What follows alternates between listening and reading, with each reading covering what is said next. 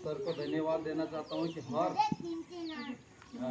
हमारे इस अवसर पे मुझे मौका मिला जाता है और थोड़ा सा ही समय लेते हुए मैं अपने वाला ज़्यादा छुटोरें थोड़ा सा सब काही नहीं साथी पहली बात थी मारा कि भारतीय संविधान में नागरिक को 6 मौलिक अधिकार प्रदान बहुत अच्छी बात है। देखिए स्टार्ट में समानता का अधिकार अनुच्छेद में 14-18 में लिखा गया है।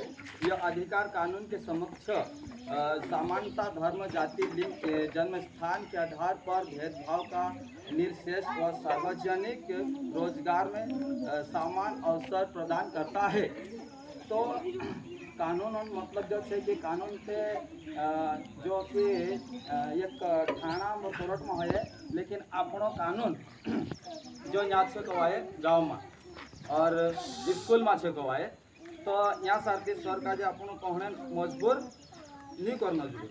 सर को कहने के लिए मजबूर नहीं करना चाहिए ताकि उनका मजबूर के हिसाब से पालिका को बोलने के लिए कुछ दुखी के साथ बोला जाता है सर को, ताकि मैं किस रीति से बोलूँ ताकि पालिका को कुछ ठेस ना लगे करके।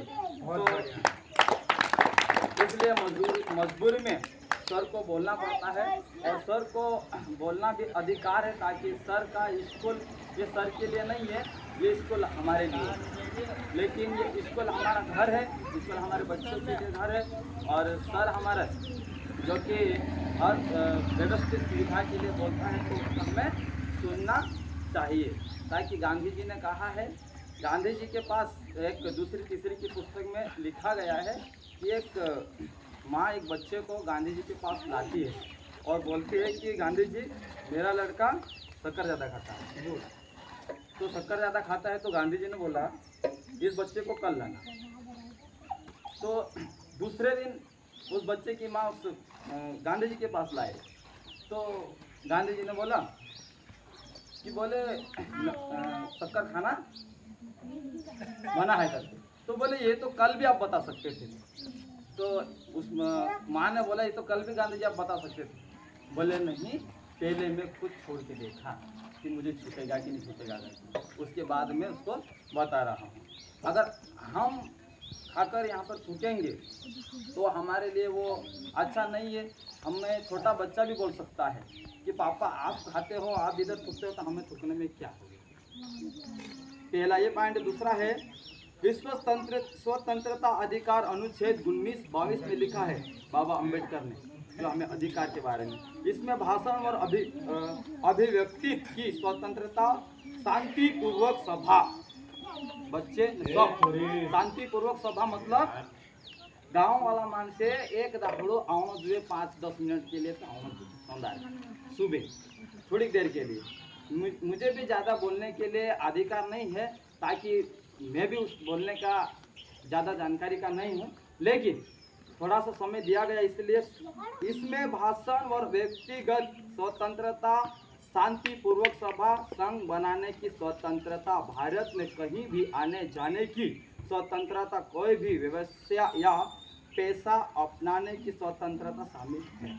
मतलब स्वतंत्रता मतलब हम आज़ाद छे ज़्यादा नहीं करतो आज़ाद छे एरे करता जो भी झंडा दहाड़े अपनों का जो काम आखान रहे, लेकिन थोड़ी बार के लिए बैठो क्योंकि देश हम सब के लिए भारत देश है। चाहे किसी धर्म के लिए नहीं है, किसी जातिवाद के लिए नहीं है, ये भारत देश हम सब के लिए भारत देश है। और इस भारत देश का जो आज़ादी का है, स्वतंत्रता का है, हमें जो आज का दिन मिला गया है बच्चों के साथ, पालिका के साथ, हमें उनके साथ बैठने और सुनने के लिए एक हमारे लिए भी खुशी का अवसर है।